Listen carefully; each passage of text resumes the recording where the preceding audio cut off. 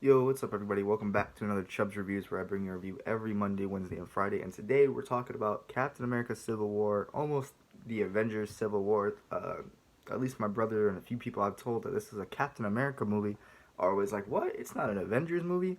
Like, even if you were to watch the four Avengers movies, like, say just those in a row, I would add Captain America Civil War in there. Because this movie pretty much includes everyone in the Avengers except for the Hulk, and Thor. I don't know when we'll see them again. I've never watched any of these movies. This is my first time. And also, there's going to be a spoiler review. Spoilers are spoiling the hell out of this movie. I'm pretty sure a lot of people have seen it by now, but this is my first time. And I've seen that it's just easier to talk about these movies when you spoil them. As you guys can see, I got my Bucky Barnes role play going on. I don't know what the fuck this is over here. My hair is just fucked. But, God, now it looks even worse. Okay, anyway. So Civil War, Captain America Civil War is about Civil War of the Avengers. I didn't think it was gonna like hit it so on the head and do this movie right, but this is a great movie. I watched this movie twice now. I mean, it is my first time watching it, but I watched it kind of like twice within 2 days, just to get my review ideas out there flowing or whatever. And the first time I watched it, I kind of thought it was like a 9. Second time, man, whoever directed this, I should know who directed it, but I don't. Like the way the camera angles are set up, the fight scenes are the best in any movie ever. And at this point, this is Captain America's third movie, and I think this is his final standalone movie. I mean, he has the best trilogy. I mean, I haven't seen the third Thor, but I can just tell, there's no way that the Winter Soldier and Civil War, and even the first Avenger, is like worse than is better than like the first two Thor movies. All three of those movies I think are better than the first two Thor movies. So it's just got Thor beat already. And Iron Man, as much as I love Iron Man 1, 2, and 3 just fall so flat for me. At least, I mean, they're okay, but they're not no Civil War or Winter Soldier. This is really annoying me. Gosh, what is this? But yeah, anyway. So yeah, Captain America has the best movies, even though I hear everyone say Tony Stark's the best character. He might be by the end of this, but Captain America's got the best trilogy.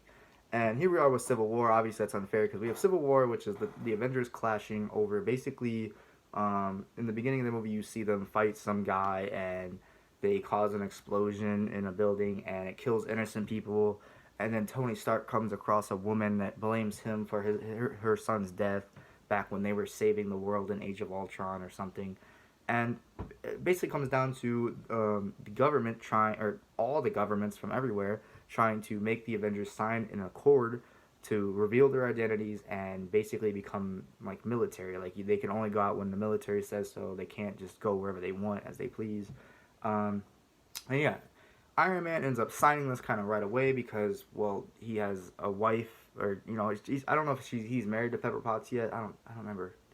I think he proposed there. I feel like he did. But anyway, like him and Pepper Potts are on and off again, and he thinks this will help him be better with her. Also, he did cause all of Age of Ultron. Tony Stark caused Age of Ultron, so he feels like he needs to be on a leash. He needs to have some control over himself, or people have control over him.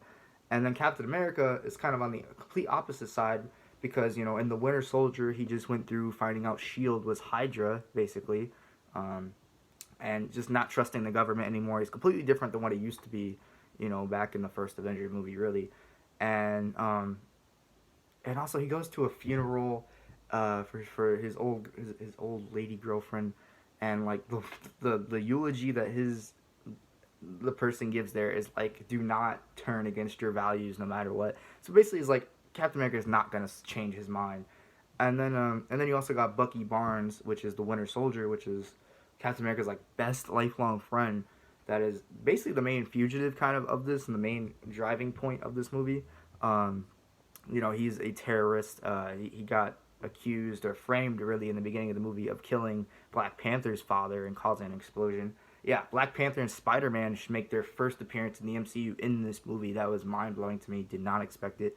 Great performances from both of those guys.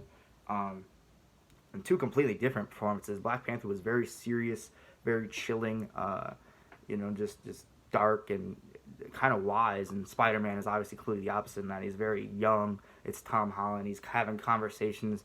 Tony Stark goes to recruit Spider-Man, which is a very cool moment. Tony Stark, to me, Tony Stark is like the new Nick Fury to Spider-Man, but it is what it is. And all this, Yeah, and then you got Bucky Barnes, the Winter Soldier, is involved, and he's kind of like the terrorist guy that got framed, and Captain America is trying to stop the Avengers or the military from taking over Bucky Barnes, or not taking him over, but capturing him, and that's kind of where the rivalry is signing these papers and being a criminal, basically. Um, and everyone's got a reason for choosing each side.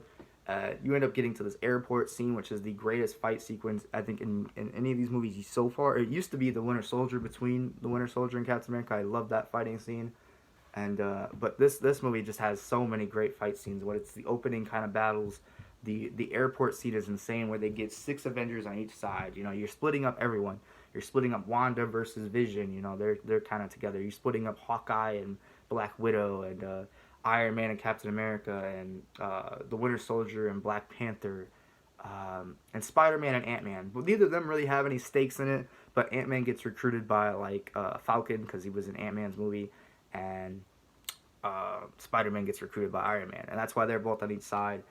And that's pretty much the 6v6 battle. And they try to get to people, or they try to get out. And the main villain of this, I mean, obviously it's the Civil War. It's each other. God, this is the best movie.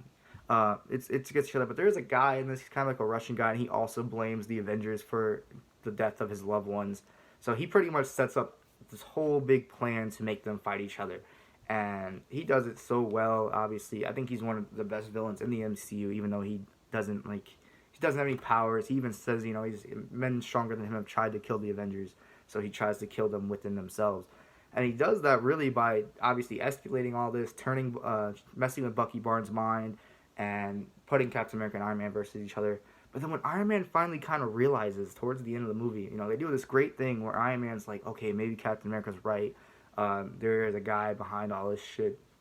And Iron Man finally sees Captain's side. And as soon as he goes to deal with this other issue that they kind of have in the movie, where there's like clones of the Winter Soldier out in the world, and all set up in this lab, and that's what they think the bad guy's main plan is, to go get those. But when they get there, they realize it's not it, and the bad guy shows a recording of the Winter Soldier, Bucky Barnes, killing Tony Stark's parents, Howard Stark and and Tony Stark's mom. At least I think he kills Howard Stark. I know he kills the mom, because that's literally what Tony Stark says. And obviously Tony Stark's not okay with that, even though the Winter Soldier was brainwashed.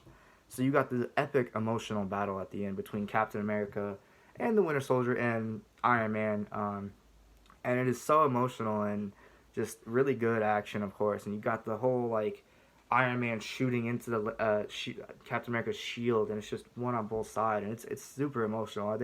I think for that reason, this movie deserves a 10 out of 10. My final verdict for this movie is a 10 out of 10. I really have no flaws with this movie. My only flaw is that it ends kind of abruptly. Maybe I just didn't want it to end. But, you know, the Avengers do not get back together at the end of this. It's not like all happy-go-lucky. Captain America sends Iron Man a letter, and it's like, I'm sorry I did this to you, but, you know, I'll be there when you need me. If not, I'm not here. The movie just ends, and it's like, wow, that everyone's just on their own separate ways. This is where the Avengers break up. I thought they get back together at the end of it. I always knew they broke up, but I thought they get back together.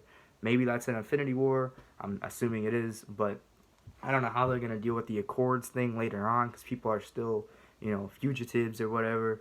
They might just throw it out the window, but yeah, this was a great action-filled movie. I would include this in the Avengers movies, you know, pretty much in between Ultron and Infinity War. It is a great movie that doesn't include the Hulk or Thor, which is sad, but I do recommend it. It's probably my favorite, one of my favorite of the MCU, even though I love a lot of these movies. It just ends abruptly. All the jokes are hilarious. I think this movie has the best lines for, like, advice or real life meaning lines, you know, just like vengeance consumes you, or not let them consume them, or just all types of lines. I can't remember all, my brain isn't that big, but there are a lot of good emotional lines. It's got its comedy, but it's one of the more serious movies, and I really respect it for that, even though it does have its MCU comedy. And I don't know, tell me which side you guys were on. I think I'm going to have to go with Captain America's side on this one. I have really grown to love Captain America. Everyone else I know likes Tony Stark more, or Iron Man, or even Thor. And I just like Captain America the most. He has the best trilogy so far, and just sticking to his values in this movie was so hard for him, you can tell. Great job at providing emotion, and just all that. Thank you guys so much for watching. Like, comment, subscribe. I will see you guys in the next video. Peace out.